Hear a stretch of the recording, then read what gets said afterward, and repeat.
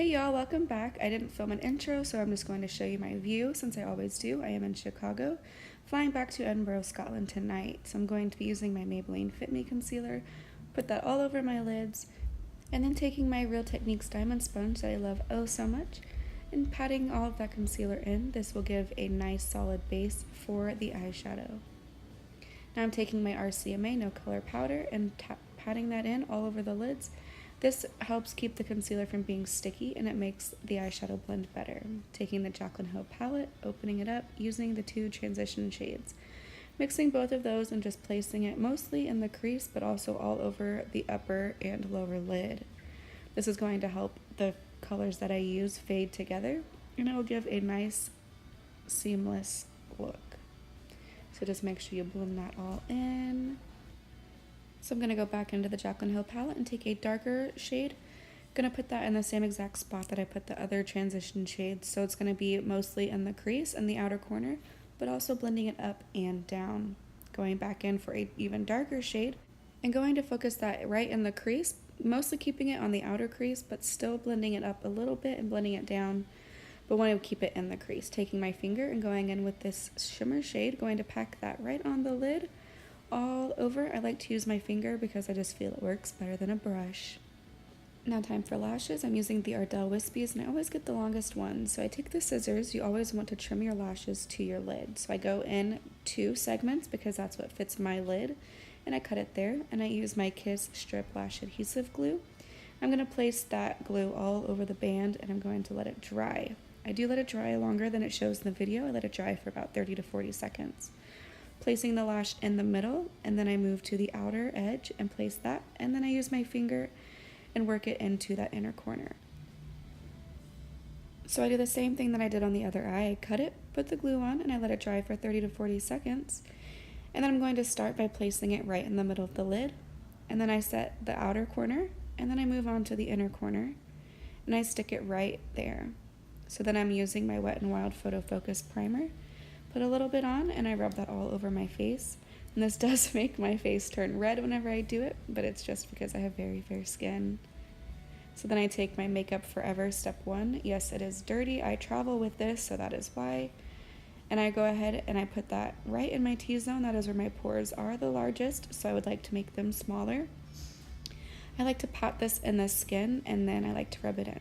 So then using the Vitalist Healthy Elixir in 710, I go ahead and put that right on my face. And then I take my Real Techniques Body Miracle sponge and I dab that all over. You want to make sure that you get this in every single spot on your face, obviously. And then also in a little bit, I will blend it down my neck. I do speed this up because, I mean, who wants to sit and watch me pat foundation into my skin? I didn't have enough for my forehead, so I'm going to place a little bit more up there and then go ahead and pull the hair back and blend it in. I did get a little too much, so I'm going to put it down my neck. You always want to put your foundation down your neck because you don't want to have a harsh line of the foundation on your face and then to your neck. You want to make sure you blend it to where it's seamless. So go ahead and blend all of that back in on my forehead and make sure I get underneath the eyes and the temples. And then I do take a brush and I just go ahead and blend the neck out. Then using the CoverGirl Fit Me concealer, I go ahead and place that all the way underneath my eye. I do like a very bright under eye, so I bring it far down. And then I take the Real Techniques diamond sponge and I go ahead and blend all of that out, making sure that I get all up in those fine lines and wrinkles that are underneath the eye. And then I also bring it down the nose and make sure that I get that nose crease. Taking a brush and the RCMA powder, and I go ahead and put a ton of powder on there. I like to do this eye first and then I move to the other eye. So same thing, I put a ton of concealer down there and I go ahead and pat all of that in, making sure I get in those fine lines and wrinkles. And then I take that brush and I put a ton of a ton of powder on there again. I put it down the nose and the laugh lines. Oh, it got stuck to my Vaseline, that's on my lips. I put it down the center of the nose, the middle of the forehead, and underneath on my jawline. Yes, there's a ton of powder. Oh gosh. So now I just go ahead and take a larger brush and I pat all of the powder in, making sure that it is everywhere. That way later on, whenever I go and put more powder on, it doesn't stick to any sticky part of my foundation. I had someone ask for an in-depth on contour, so here it is. I'm taking medium tan and Bare Minerals in a rounded brush. I'm going to go ahead and slightly put a little bit on there. This is just a base color. This is going to warm up the cheeks. I'm going to just put it all over. But I just focus it in one area, and I make sure I try not to get it down on that jawline. So I do the same thing on the other side and just warm up that cheek a little bit, making sure I don't go too high or too low. And whatever is left on that brush, I go ahead and go back and just blend it out a little bit. And then I take a little more and I put it on the forehead. If you have a larger forehead, this helps shrink in the size of your forehead. I just like the way it looks on me. Going down and putting it underneath my jaw as well. Taking a different brush that has nothing on it, I'm going to go ahead and wipe away all of that powder that I have underneath my eyes. Then I'm using Becca Capri Coast with that same round brush again. I'm putting this all over again, and I also tap this underneath the eye to make sure that there is no harsh lines. So do the same exact thing on the other side and tap underneath the eye, but also blend as well. Then I use the Wet n Wild contouring palette, and I'm going to use another different brush and go into that darker shade. This is where I'm going to start carving out the cheekbone, and I do the same exact thing on both sides. And I put it all over the forehead, and then I dab it underneath the eye, and whatever is left I will use it to slightly contour my nose, and then I also add a little bit underneath on my neck as well. Then using the brush that I wiped all that powder away with, I'm going to go in and blend everything together. I blend all over, making sure there's no harsh lines. Then using the smaller brush, I go into the lighter contour shade and I brighten up that under eye. Like I said, I do like a bright under eye, but I will go back and blend this out too. And then I brighten underneath the jaw as well. And then I take whatever's left on that contour brush that I used earlier, and I just go ahead and blend it all out again and wipe away a little bit of whatever was extra underneath the eye. You don't want to have all that powder sitting there, so I like to blend it this way. So this is what I'm working with right now on my face. So I go into the Carly Bible palette, and I use this darker shade, and I go ahead and use a smaller definer brush and fill in my eyebrows.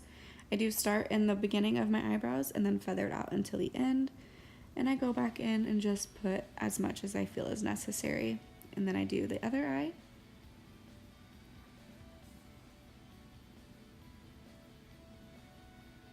And brows are on.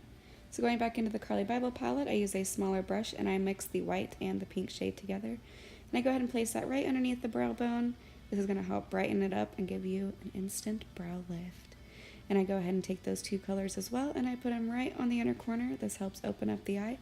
And I also blend it up with the shadows that I do have on my lid. So using a larger brush and using that larger pink shade, I put the highlight right on my cheekbone, and I love this highlight. This is my favorite. And I also like to mix this with Champagne Pop, but I don't do that in the video. So I also put that on the Cupid's bow. Now time for lashes. So I curl my lashes with the false lashes. I'm probably one of the only YouTubers that does it like this. Now I'm just showing how much better it looks like that. So then I curl the other eye. And then I'm going to use the Tarteist mascara that I have been liking a lot. And I use this just as the first base. So this is coat 1. And I put it all over, making sure that I get my lashes completely covered. And then I go do the same exact thing on the other eye. So like I said, coat 1. Now I'm going to use that same pencil definer brush and go underneath the eye, using that darker shade to do kind of a light eyeliner for the bottom lid. Now this is going to be coat 2 of the mascara, still using the same Tarteist mascara. And I'm making sure that I keep all of my lashes completely covered, and then I use a pencil brush and I go and I blend out that lower lash line. So this is a little update on the Wet n Wild Pro Liner that I have been liking a lot. I don't know what the heck happened to the lid, but every single time I put the lid back on it, it literally just jumps right off. It just started doing this a few days ago, and it's been pretty disappointing, but today I was not able to keep it shut at all. So actually whenever I got into Scotland after I filmed this, it was completely dried out, so I had to throw it away. And it also exploded on me. So coat 3 of mascara, I'm using the Telescopic Carbon Black Mascara. This is my all-time favorite. I've been using this for years.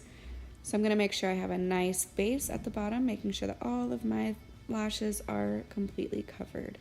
And I go ahead and use it as the bottom mascara as well. This wand helps you get down and they're really good.